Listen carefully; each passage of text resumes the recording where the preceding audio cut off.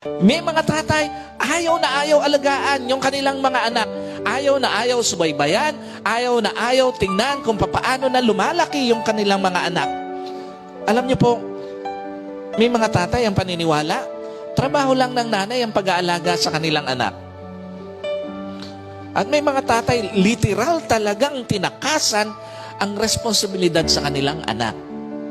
Kaya nga minsan, hindi mo rin masisisi, may mga babae o may mga asawang babae, lumayo ang loob sa asawa kasi nga nung malakas, nagliwaliw sa buhay, pinabayaang mag-isa ang asawa sa pag-aaruga sa mga anak at nang mahina na, bumabalik na sa kanya. Nangyayari po ba yan? Madalas. Minsan, kaya hindi mo rin masisisi, may mga anak na lumayo ang loob sa tatay kasi nga, nung malakas, iniwan sila at nung mahina na, saka bumalik at nagpapaalaga.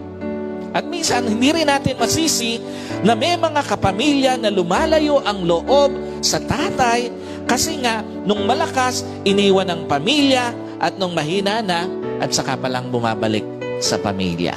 Napakalungkot na nakakalimutan ng mga tatay na nung iwan niya yung kanyang mga anak, nag-iwan din siya ng matinding impact sa buhay ng kanyang mga anak.